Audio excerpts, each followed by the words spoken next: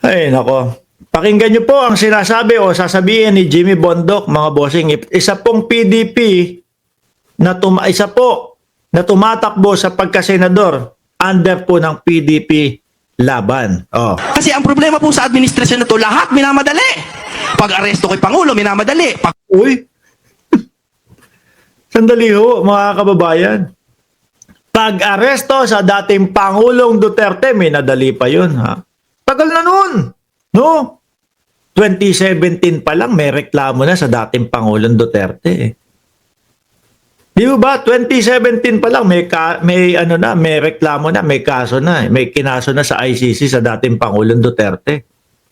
Ano ginawa niya?